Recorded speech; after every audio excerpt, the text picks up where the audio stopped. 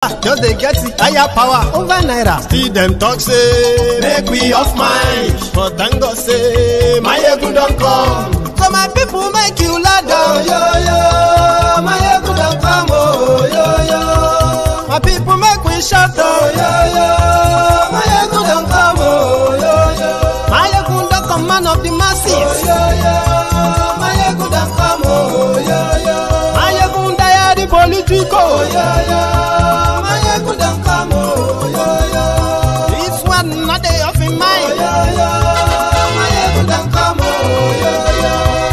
Where they do even no one make person talk. Them say that my egun, that man too they talk. He too they talk. Say my egun diary, he they hot like pepper. But every day then they take money in bulk. Woman picking they the street they hawk. Still them talk say make we no talk. But thank God say my egun don't come. So my people make you laugh. Oh yo yo, my egun don't come. Oh yo yo, my people make you shout. Oh yo yo. Man of the masses. My ego don't come. My ego diary political. My ego don't come. This man not the of him.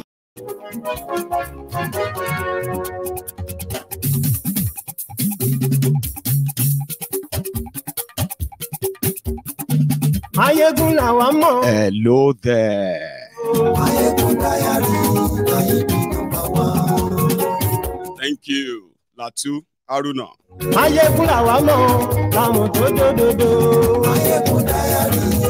Let me get myself ready. Good morning to you, good afternoon to you, and good evening to you from wherever you are watching from. This is Mayegun Live.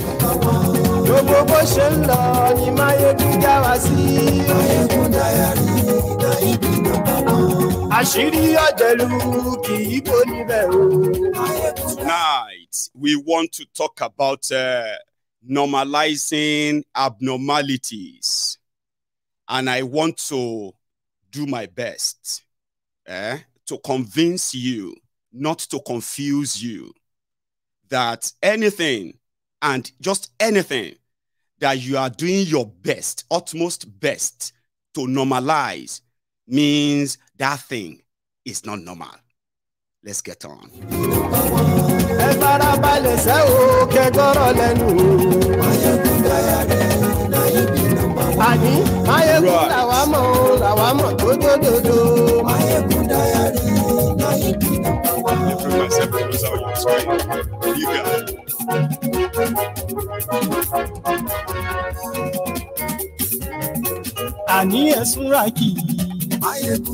Thank you. Share this broadcast. Invite your friends. Invite your not so friendly friends and tell them. Mayegun today, the last day of the month of April. The month next is May. The month of May that is pregnant. In that same May, we're going to touch on a lot of things that are going to happen, at least projected.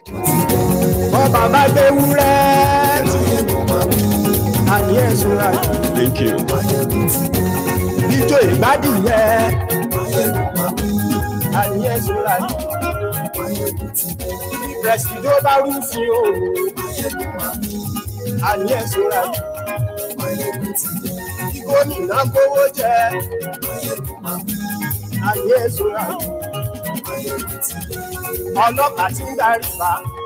Just maybe by the time I wrap it up tonight, I will also be able to have convinced you further, not to confuse you, that the people, the characters that are ruining and destroying Nigeria image abroad, home and abroad, are none other than your politicians. Also tonight, please share this broadcast.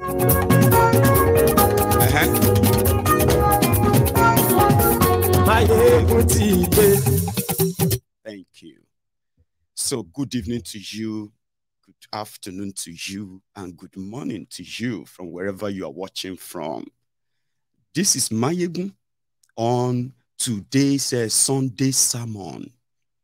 You see, Sunday sermon for those who are regulars, not the first timers.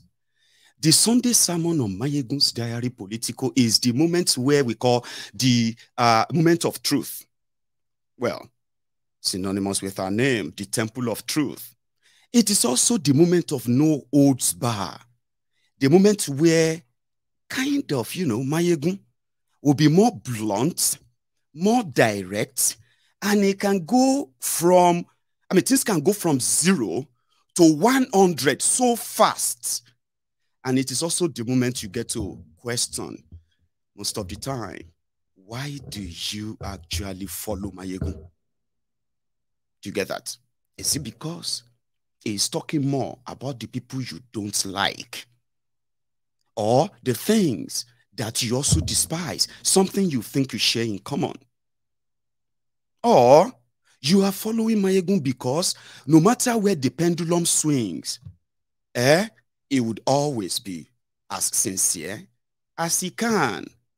And by so doing, he is there to give you a wider perspective, even if you are biased. All of us, we get our biases. And I've told people, when they say to me, Mayegun, you are supposed to be neutral. You are supposed not to be biased. I was like, listen, you can live in that your own la-la land. But in my world, when you identify a problem, you should be able to identify the cause of that problem. In the process of finding the cause of the problems, you are likely going to find the people behind the problems. Now, when you find the people behind the problems, you can solve the problem. And in my world, I have now figured out that no matter where you think you belong to, no matter the group you think you belong to, as long as Nigeria is concerned, we all have one common enemy. And that common enemy is called the establishment. And the establishment is beyond the political party you support, the religion you value, the culture, the tradition, the ethic, the tribe that you cherish so much. The establishment cut across them and they destroyed everything they touch. Therefore, it will be self-destructive, self-sabotaging, to be biased and begin to defend the characters behind the problems. They are from your tribe, of course. They are from my tribe. They are from my ethnic nationality. They are from yours too. That religion of yours, they've infiltrated them as much as you can possibly imagine. So being biased or defending them means, listen, to somebody like me, I don't deal with enemy of my enemies, my friend, because they could both be my enemy. And in politics, it doesn't even matter which side of the coin you belong to. When their policies land, they affect just everyone. It doesn't matter where you come from. And that is why when I want to go for those I identify in my own small mind, because I am not an island of knowledge. Nobody is. And that's another beautiful thing about Mayegun's Diary Political. You will speak your mind, other people will come on, counter you respectfully, and other people will learn from it. And on like that. People continue to get better when they get to know better. So for me, my biases is against the establishment entirely. Because when you understand what they stand for, you will realize that everything you hold dear, your value, and what are these values, by the way? Honesty, sincerity, faithfulness, hard working, and responsibility. These are supposed the, what do you call it? Your value. And these are the things that the criminals, the criminal politicians in Nigeria, they have already bastardized. So if I want to talk about them, I don't see them as Igbo, Hausa, Yoruba, Fulani, and as some of you would like to see them. Because by seeing them or looking at them through that lens, you will begin to affect your biases, which will then prompt you to defend the same people behind the entire problems of Nigeria. So do you see where Sunday sermon then comes in, that if you are following Mayegun, because Mayegun is talking about the people you don't like now, you may wake up one morning or one evening and there you are plugged in into the Sunday sermon on Mayegun's Diary Political, and boom, Mayegun is talking about somebody hiding behind your religion, perpetuating the evil that the establishment allowed him to or had to. And at that point, that is when you begin to feel like, oh, I thought Mayegun just faced the politician. I have friends here who have told me that Mayegun just leave all this religion, continue with the politician, because your biases is that Mayegun don't go there. And at that point, if following Mayegun is because he's talking about people you don't like, and he's talking so good about the people you like, tomorrow morning may be your turn. And that's why I do tell people, do not follow Mayegun with conditions. You are going to regret it. I have identified what I think is the problem, and I will continue to speak about them. And I know they will always have the people behind and supporting them. It is not new. And at the same time, whatever you pull up to defend any lie that they push, whether it is through your religion, Christianity, or through your religion, Islam, and every other thing that politicians hide behind to continue to deceive you, they don't work on me, and they don't work on so many people on Mayegun's Diary Political. So if you are new, on Sunday sermon, this is where we don't hold back. I don't hold back on everything anyway. But on Sunday sermon, the conversation can start from point A, and you expect point B, C, D, and timing. No. Things can escalate so quickly, and you can get offended. Do you get that now? The only reason why you have always get offended on Mayegun's Diary Political, do you want to know? Is because you somehow, secretly, codedly, you support the horrible things happening in Nigeria, no matter how little. And whenever conversation touch that thing, it go be like, say, Mayegun just punch your kidney. And from nowhere, the rage will come. I thought this Mayegun gets sense. Of course, I do have sense. I'm just trying to help you somehow manage your emotional, what do you call, the emotional drain, whichever side of it you belong to. So normalizing abnormalities, to start with, simply mean that thing is not normal. So when something is not normal, that is when people try to excuse it. They explain it. And sometimes they tell you straight up that, well, this is Nigeria. This place is called Niger. This is not abroad. Every wrong thing. So I'm going to be touching them, and they're going to be touching you. And we're going to have an interesting night. But just to get all of us fully into it, because this whole thing is, remember, this is Mayegun's Diary Political. It is all politics. Politics affects all of us. Whether you are in politics, whether you understand it, whether you are supporting anybody, whether you are not, whatever it is, if you pay attention very well, the politics affects you, affects me. And the only way to be able to free yourselves from the consequences of the bad politics that Nigeria actually practices is for you to understand it. By understanding it, you will realize that you probably don't belong there. So when you realize you don't belong there, then you probably you stop defending it. And when you stop defending it, it will start losing steam. When the entire establishment loses steam, then the collapse is not far. Because in its end comes the real liberty, purpose of life that has been denied us, millions of us. Take a listen to what this pastor just shared. I want to start with that, even though I should look for something else. Yeah, let's go. Admonition unto justice.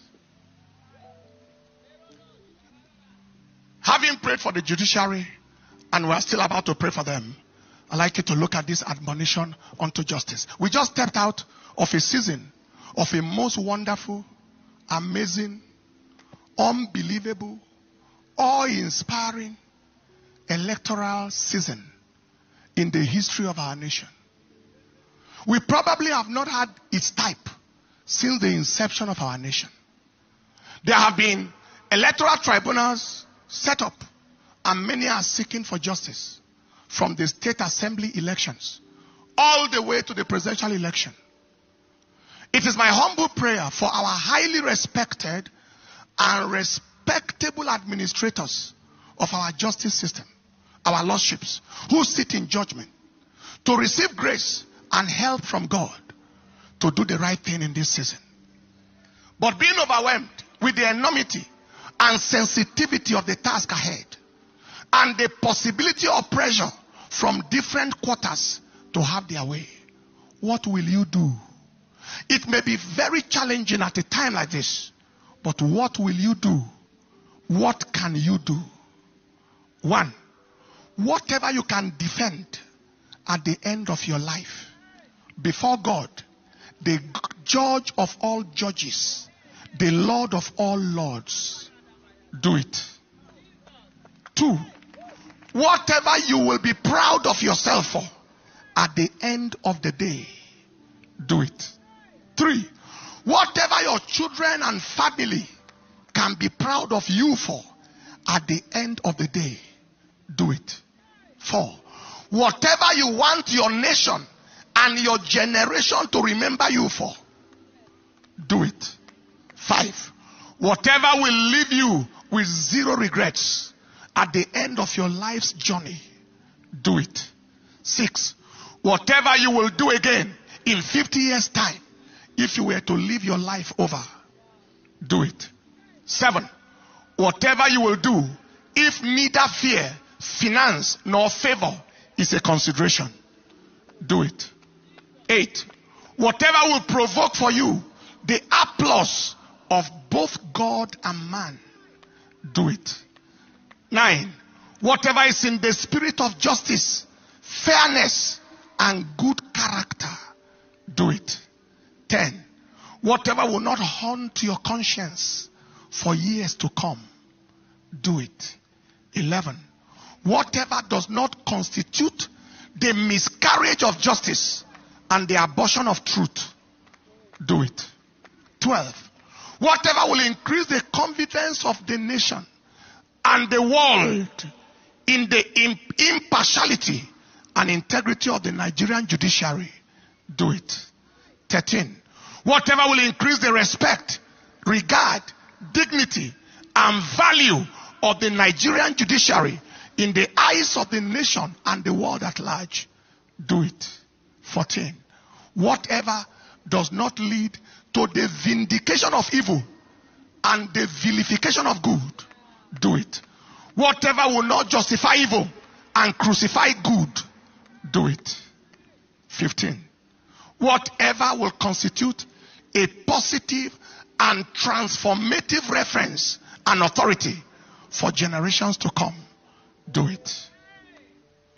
The following scriptures might be helpful in assisting positive action. First, James 4:17. Therefore, to him that knoweth to do good and doeth it not, to him it is sin. Knowing the right thing to do and not doing it is sin. Second, Exodus 23:2, God's Word Translation says, never follow a crowd in doing wrong.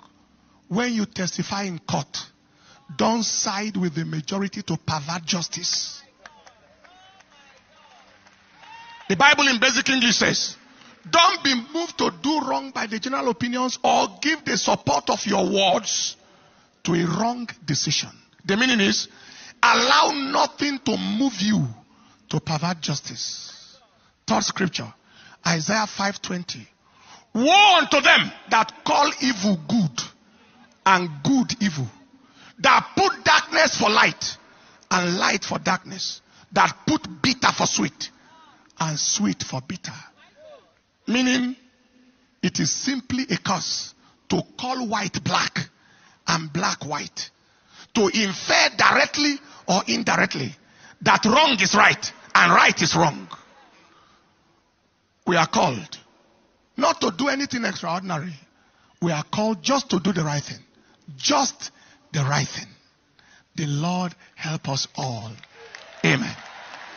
Stand up on your feet.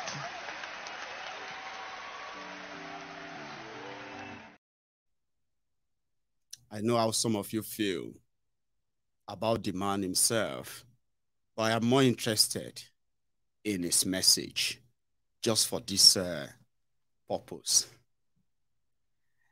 In this sermon, this hour, I did say that sometimes people can pretend to be ignorant of their life choices. Okay, well, you know, life is about choices we make. You know, the choice you made when you decided to marry. That's your beautiful and handsome partner. That decision you made in, like, you wanted to venture into business, not thinking about all the risks that you were aware of, but you still like delve into that. Decisions, choices, and knowing that choices have consequences, good or bad. There will always be consequences for every decision we make. When you make terrible decisions and they come back, a lot of us, with so much heartbreak, we break down, we cry, we mourn, we groan, and we do all of that. Then at the end of the day, we dust ourselves up with the determination that, I will never make that mistake again. Whenever you remember what the experience, the pain. And sometimes, a lot of times when you make decisions, beautiful decisions that eventually panned out, worked out well, and everybody is, congratulations here and there. You pat yourself on the back and you're like, right, I must stay on that track so that I don't make any wrong decisions in my life again. And that's how we always kind of live, humans. When you make them good, they call you successful. When you have good intention of actually doing something right, and then it's kind of backfired enough that you lost everything. Well, maybe you and people around you will feel the pain more. The pain, but you will feel it more. And you always remember, that is when I know. What I know, I wouldn't have made that decision. Or I would have made the other one. You see, life, important life decisions. Sometimes people call family members to say, okay, let's do this and that. And there are also things they called avoiding the pitfall, avoiding the potholes, avoiding the, the hell hole when you are making decisions in life. So in the process, you kind of understand, right, that there are consequences for decisions, for actions, and all of that. But you have a place whereby time is changing, or should I say times are changing, where people don't take responsibilities. And rather than take responsibilities for their actions, they look for an excuse or excuses to excuse the responsibility away. They either blame other people for advising them wrongly or not advising them at all.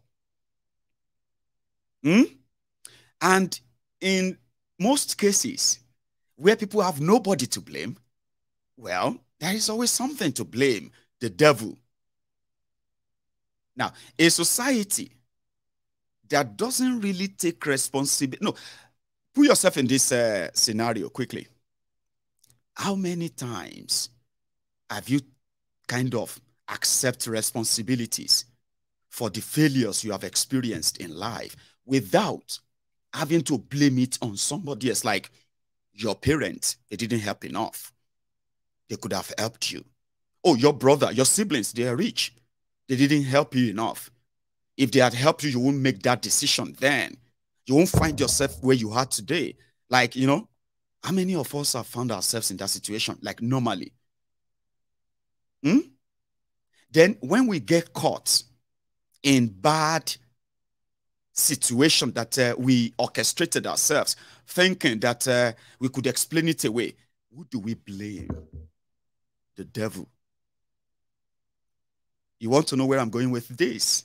Just relax.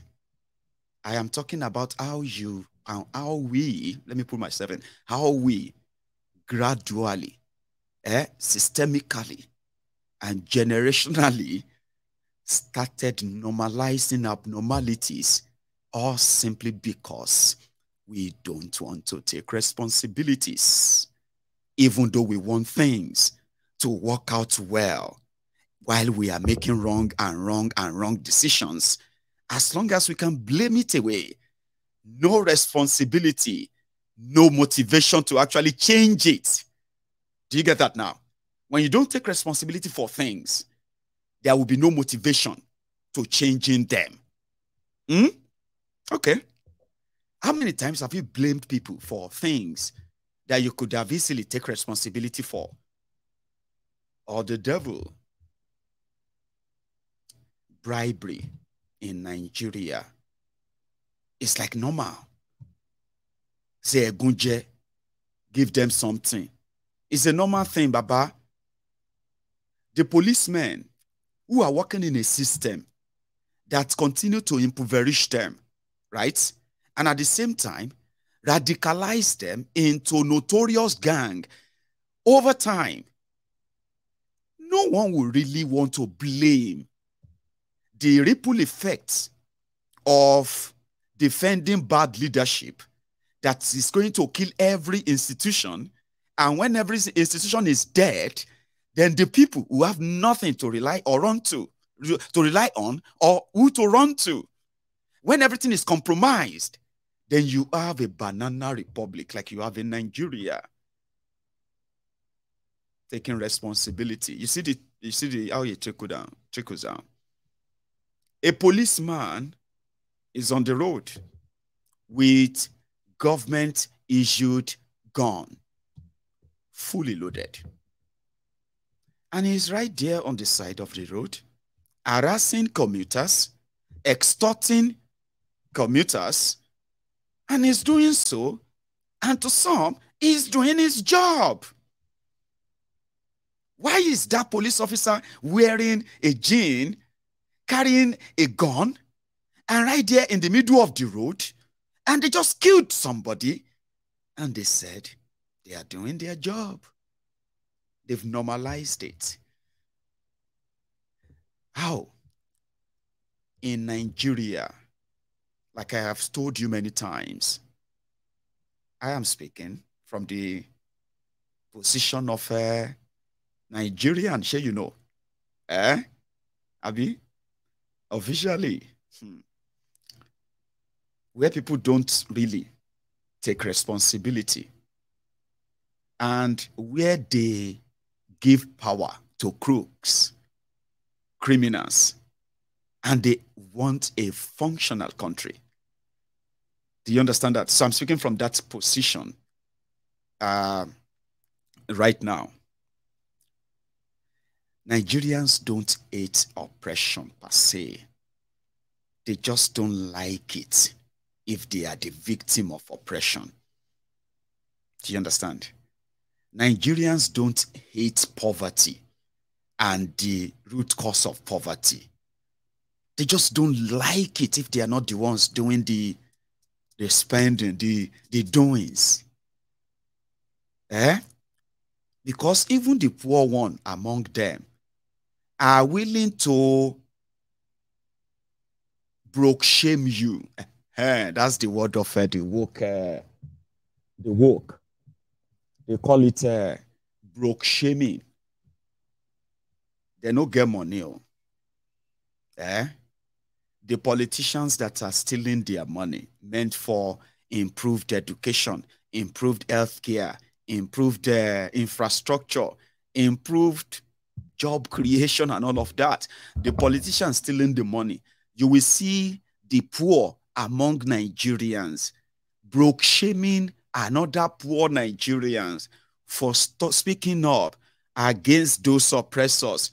And you'll be hearing things like, my friend, shut up your mouth. This person you are talking about can buy your entire family. Like poor, broke shaming poor. To let you know that they don't hate the poverty per se. They are just waiting for their turn until it comes. So a police officer that is legally should be provided for, unpaid, untrained, but armed. And he would have to go out there and fend for himself. Irresponsible, right? So the people, sometimes you go there inside bus, you'll be inside a public transport. And these armed, fully drugged up miscreants, dressed so thugishly somehow, like criminals, armed. And sometimes they'll put on a life vest or something, bulletproof vests, with insignia, police, just so you know they are policemen. They will be on that road extorting people, and the same people in that same traffic, they will be shouting at those who are not willing to pay. My friend, give them money, Jari, and let us go. Give them. That's how they collect it. It's a normal thing. Just give them 15 naira. Some will be like, sorry, these people have started collecting 100 naira now. Sir, they don't need to collect 15 naira again. Oh. When I was in Nigeria, they collect they collect 20 naira. Are you with me? 20 naira. So they say 20 naira for policemen, 20 naira bribe. Later, they change it to 50 naira bribe. Today in Nigeria, you will hear that a policeman, they grabbed a citizen and they take them to cash machine and they will empty all everything in their bank account. They will take them inside the banking all. Policemen will follow a citizen in there and they will empty the entire bank account. And when you say, policemen, they just took they withdrew 1 million naira from my bank account, you will see Nigerians.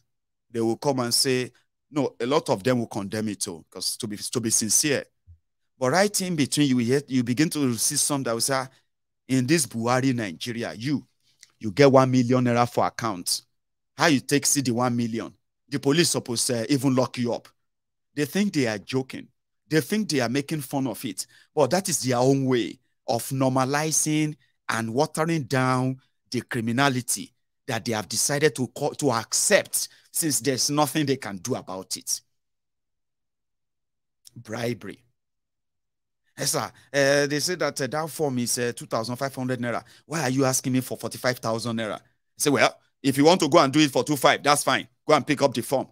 Yes, sir, why are you talking like that now? I say, go and pick up the form. Then somebody will tell you, Baba, if you want that thing, if you really need that document, you better pay them that 45,000. And you will pay 45,000 naira in the ministry, in government office. You pay 45,000 naira to somebody. They will bring you a receipt of 2,800 naira. And you will take that and file that, but you pay 45,000 naira. Another people say that that's how they do it. Normalizing abnormalities. How are they surviving this country? Oh, everybody is screaming. Listen, man, this country is so bad. This Buhari nomic is so terrible. This country is so evil. Blah, blah, blah, blah. Can you believe that? In Imo State, they are owing them almost a 2 year salary unpaid. In Osun State, they are owing them almost 1 year salary. In this particular one, that one. And you begin to say, hey, these people are evil. Then you say, okay, hang on. Come. How many months did you say they owe you salary? Say, for the past 2.5 years, they have not paid us. So they haven't paid you your salary for 2.5 years.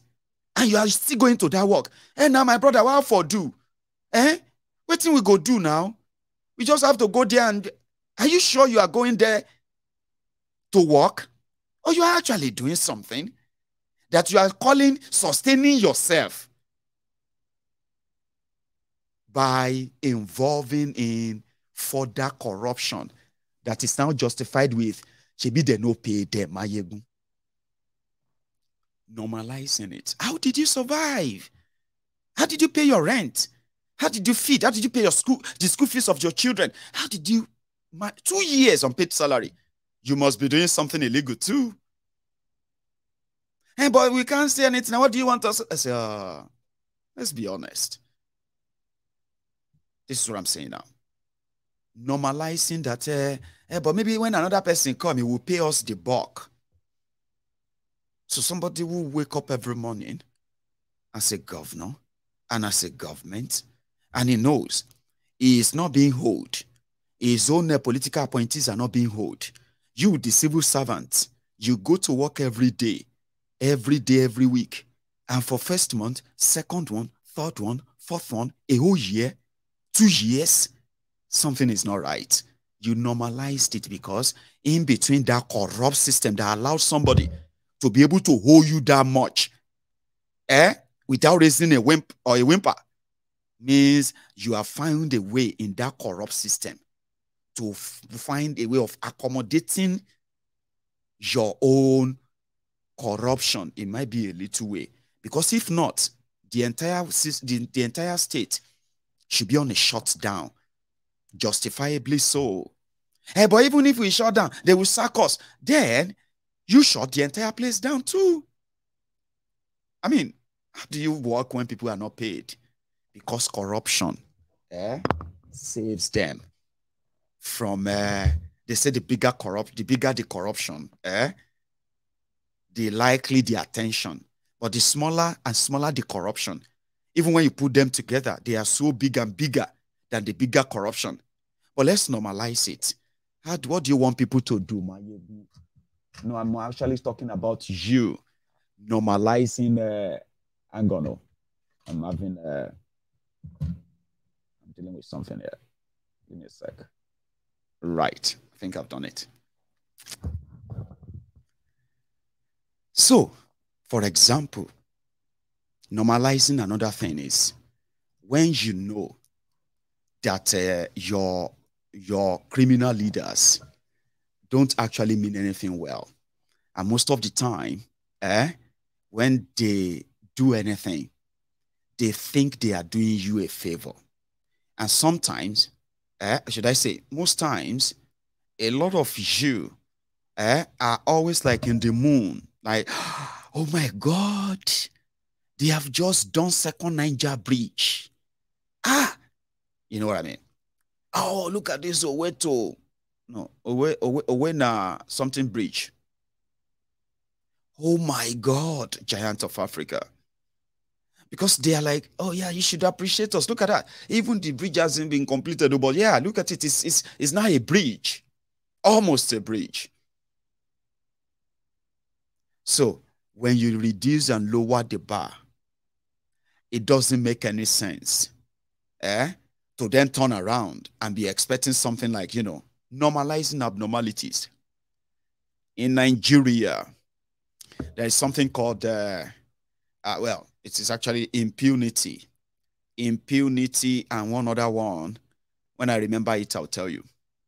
Now, the impunity is that meritocracy doesn't really count. Sure, you get. What really matters is who knows who and who knows you. And polishing or putting things up to make you look like you are the Elon Musk of Nigeria. They can do that for you beyond. In fact, you will read your profile when they want to push you out there. You will read your profile and you begin to ask yourself, is this me? In Nigeria, where they say the bar day like this before, low bar. But right now, the bar don't enter canal, like it's actually in a pit. So the impunity there is that who knows who. Okay. So if you have important institutions that deals with the everyday life of the people are now being manned by mediocres.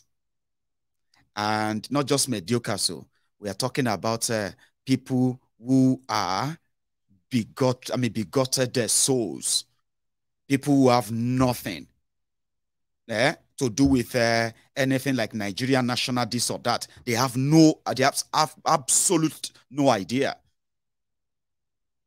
But yet they are given the responsibility to man important institutions. And the effect of that is what you now have today. Meritocracy over, what's it they call that one? Gerontocracy. No, gerontocrats are those who are old criminals. Yeah. Meritocracy is merit. Now you have favor, or should I say, somebody said quota system. Quota system, where you come from and who you know determines where or what you become in Nigeria. And at the end of the day, the whole country is in a hole. So they normalize that. And today, they say, well, in 2015, when Nigerians were a little bit comfortable, decided to bring in this disaster, APC, Egbekegbe. Now, APC, Egbekegbe, came in. Bokwari, who was jobless 30 years after they kicked Bokwari out of power, Bokwari didn't improve himself. He didn't add any extra education to his what do you call it? The empty Pangolo Daura Photoshop result. He didn't add anything. He didn't add. He didn't contribute to social development. It didn't contribute to anything that you could say, okay, it was building a community, serving the community or the people in a small or bigger way. It just went straight into his Daura farm, rearing his cow, more or less like, and it wasn't productive too. In 1985, they said Bokwari had 150 cows from the first pension they paid him and the little money he managed to steal then. 150 cows in 1985. 150 cows in 1990. 150 cows in year 2000. 150 cows in year 2010. 150 cows in year 2015. So everything that is Bokwari reeks of retrogression, backwardness, failure, no extra education, no CSR or helping the society or the community or even the country. There was absolutely no contribution to anything that has to do with Nigeria per se. He stayed away from where they are having they call it a national FEC meeting, Federal Executive Council. No, not Federal Executive Council, National Executive Council. Whatever, Jare, the former president, former dictators, former coup plotters, and the rest of them, they meet in Nigeria and they discuss Nigeria. Bokwari stayed away. He was never part of anything. He was jobless, unproductive, and some people were like, Anyway, in 2015, a little bit comfortable Nigerians decided to go and bring a jobless Megad. And they tried to polish him. They polished him so much that Bokwari, they shine teeth. And he was probably reminding them then, or telling them that I will show you Shege. So he wasn't productive in his life. 30 years out of power. Nothing. Obasanjo, after Obasanjo left power, he became a UN envoy. He became a special agent for CIA. He became the African Union, envoy. He became a peacemaker, peace dealer, and the rest of that. He became a prisoner. He became a death row inmate. He was about to be killed before they brought him out again, and they made him president. He went back to school. He got a PhD in theology. He's been productive in his own way. As they find a job, good luck Egbere Jolantan has been productive on his own as well, being useful, not redundant, useless, and living off Nigeria just like that. Bokwari was living off Nigeria. It was just like that. So they brought him. People will get job, go bring jobless man. Unproductive man. A genocidist, a coupist. They called him Reformed Democrat. And within a space of 8 years, Bokwari got a job. Nigerians became jobless. More Nigerians became jobless. What do you make of that? Consequence of political decision. You know what make political decisions? You can make religious decisions, right? For example, you are religious, okay? And you should know what is right from what is wrong. And the moment you begin to give excuse for what is wrong, you are compromising that your faith. You are compromising that your religion. And it won't take long before you make mockery of the whole thing. Are you with me? So the moment you make the decision to jettison honesty, sincerity, to jettison them for excuses because of what they are going to make you feel like, then you begin to compromise that religion, that faith. And before you know it, when somebody points out all the wrong things that are going on around there, that politics is helping to amplify, you will be offended. Mayegun, please don't go there. I don't want you to talk about, leave religion out of this. Mayegun, don't let God destroy. Allah, no try down with me. Oh, sure you get. On Mayegun's diary political, we know the real people who are religious enough, right, to respect God, that they can't fight for God. Sure you get. But on a Nigerian God, they threaten people. Any small thing. You better don't let God, God can just destroy all this. You think, say, just waiting. Any small thing. God, don't wash your mouth. But because you have compromised, something is wrong. And whenever it's pointed out, you are offended. Do you see how that happens? It don't happen overnight. They happen gradually. And this is how the corrupt system compromise your faith. And you don't know. To you, you are defending. I have to defend my faith. I have to do this and that. Of course you have to. But not the way you are taking it. You are defending people who have brought shame onto what you think you value or what you actually value. They are bringing shame to it. Pointing them out shouldn't offend you. It should excite you. Well, Bokwari, jobless. Suddenly, they gave him the #1 job in Nigeria. From 13 million unemployed people, they jumped to over 80 million unemployed. Seriously. Political decisions. And this decision is not limited. When you make your religious decision, business decision, marital decision, relationship decisions, and every other decision you take individually, sometimes you bear the consequences of them, good or bad, like I said, personally, and people around you may feel some of it as well. But when you make political decisions, no matter how tiny bit you think you are, and you stand up to defend them, the consequences is huge. And that is why it's ideal for people to understand what they are venturing into, what you are trying to normalize, because the outcome of it, no amount of your excuse or excuses will be enough to save you from the pang. So let's review further.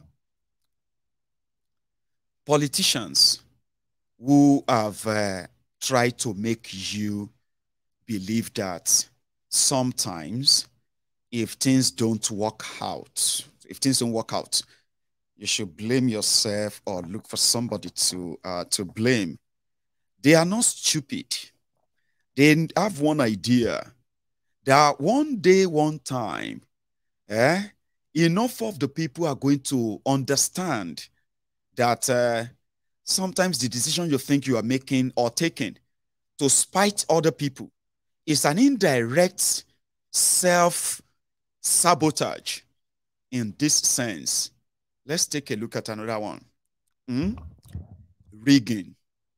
Normally, rigging is a crime, not in Nigeria. You see, if you want to rig an election, for example, you can't rig an election where people don't like you. There is something I did, a study on my own, no be that kind of research where that they do, no. But I will tell you because now my study, it's in my head. From my own research and from experience, happenings, facts, and all that, rigging an election is like an organized crime. Okay? Even you that loves them, that will ordinarily support that candidate or that party, there are ways they have to use you in implementing rigging that to you is actually not rigging, no, per se, because everybody do it. And like an organized crime, it is those who are at the lowest rung of the ladder that believes that their influence changes something in favor of the conglomerate, the criminal enterprise, the establishment themselves. For example, you don't know me. You let me hold the entire Ishagam for APC. How did you hold entire Ishagam down for APC? We chase away anybody when no one about APC. We make sure say, how the youth, everybody, we pay money to everybody. INEC officials, we took care of the policemen, armies, to them. That's normal. It is what it is, Baba.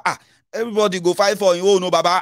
The old Shagam. But that guy thinks is part of the team.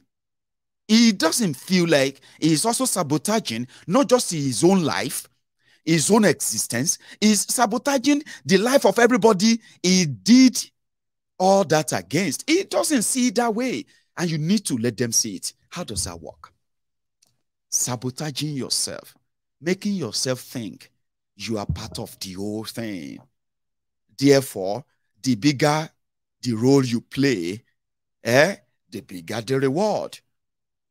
But rigging, organized crime, by giving you that sense of belonging, that your role is so crucial in that part. And if they have 10,000 of your like, the job is done. And you can always go to bed and say, yes, we deliver. I deliver Edo. I deliver Edo for PDP. I deliver Ogun for APC. I deliver this and that. A lot of you brags about that. Only to live in a country that those you bragged about will make a mess of your lives, even worse off. If you manage to escape it, somehow to stay afloat, but you can't deny the deplorable and the deploring state of the people around you. The consequences of your action, my brother. Hey, but because of my this thing, they constructed the road to my village. How many people in that your village can have access to proper medical care because of your action today or in the past? How many children and young people in that your community have access to quality education right now as we are talking? Yeah, you have road. Oh, they brought transformer because of your role. They brought transformer. And then you would never have the electricity. Do you see how that works? Because the bigger fish to fry are the people above that expect, that are always waiting for that your own groundwork, the wrong, the one at the wrong, at the bottom of the ladder, the ones that feels like they are member of the team. They can make them councillors. Sometimes they make them local government chairmen. And suddenly they can build houses, they can buy cars. These are things that are coming off, not from their official salary, but he's a chairman, he's a councillor. What is wrong if he's building a house? I'm just giving you all these instances, okay? When you normalize them, the bigger picture shows that you are self-sabotaging. at the end of the day. Maybe, just maybe, if you know. So rigging is organized crime. But if you want to track those who are behind rigging and those who participated or benefited from rigging in Nigeria, it is so easy to do. Allah, very easy to do. Number one, the first thing you have to do is first get the names of all the INEC officials, pata all over Nigeria. At least they have names. Returning officer, all of them. If the list is going to be too long, maybe you should stop at the state level, REC, Resident Electoral Commissioners. Check the bank account of all these people in the last 1 year. These are civil servants, so they are not ordinary people. Let me tell you. If you see somebody, if they say, somebody is a REC, Resident Electoral Commissioner for INEC, they are civil servants, so they are not millionaires, so they are not rich people. INEC may give them multi-millionaire cars. Sure you get? Doesn't make them multi-millionaires. You want to track rigging? You want to track the bribery behind it? You want to track the syndicate behind it? You want to track where all the money goes to? And how much and who got what? Start with these people. Their family members. Their businesses, if those of them who have businesses, business account and the rest. Start looking into all of this. You will see the money that rigged the election in Nigeria. Not you. Dekunle Eketu. Dekunle Eketu. If Dekunle they come, everybody must run because now Dekunle get to Dekunle Eketu, you are just a pawn on their chess table. People around you normalize this is your turn. Alagbara Ketu. Alagbara Ketu Olenini Bariga. Because Alagbara, another Alagbara de Bariga. Alagbara Bariga. All of you who came out, who were telling people not to come out to vote, for example, you are self-sabotaging yourselves. But you think you are actually like part of the team. You are big boys. When the power come, they will give you something. You are below, below. You are the people they have to give 1 million naira, 500,000 naira to go and commit crime. But you see the big fish. Those ones who write the figures. The university dons, professors, who are working for INEC, check their bank accounts. You will see the election money there. They can't finish. They can't have finished all the money. Even if they have spent the money, you will see the moment of the influx of all this money into their different bank accounts, and you can start a mass arrest. But how do you go about that when generally people pay millions in bribe to be given an INEC job so that election day can come and they can now meet the politicians who will give them money? This money, they put them in their bank account because nobody's going to look for the money. But they are going to write speeches, they're going to write a lot and tell you how to tackle election rigging, how to fight it, how to shake bashawo and the rest of that until the next one. But the lives of the people, for example, in this past 8 years, should tell you that your life is not special than those who have died in Buharinomic. Sure you get? In Nigeria, what you have is called Buharinomics. When the money no reach and nobody won't borrow them money, they can easily just go and print the money and increase your inflation, continue to confuse you. Political decisions are life-changing decisions. There are many of you who have made life-changing decisions in your lifetime. I told you that, and some of these decisions brought so many of you to where you are today. All of us, wherever we are today, there are so many personal decisions that we took years past that changed our lives. That you will look back and say, if I didn't make that decision then, I don't know where my life would have been today. There are also decisions that so many of us made years back that changed the course of our lives for another thing. That a lot of you will look back there and say, I wish I have another chance and I can make a different choice. These are life decisions. So, but when it now comes to political decisions that actually affect lives, millions of lives, including your own, you don't gamble with that. No, you don't feel comfortable and joke about that. Even if you want to, sometimes it's always good for you to understand what you are playing with. And you will then maybe stop looking for who to blame for why Nigeria is what Nigeria is, or why your life is what it is right now. So if you want to get those who are behind your rigging, start from that. arrest the chairman. You arrest him. You arrest the chairman. You arrest the police officers. You go and check everyone who participated in the election at the top level where the real money moved, and then you have the culprits. It's going to be like a mass arrest. And by so doing, you would have arrested the real perpetrators. That alone would have sent a very clear message to those who are always working in that kind of a syndicate. But if you now turn around and say, elections have come and gone, let everybody just move on, let's come together, let us say, and you begin to build cases of lies around what you saw and witnessed one-on-one, fine. But don't turn around and begin to say, God, why? Do you get that?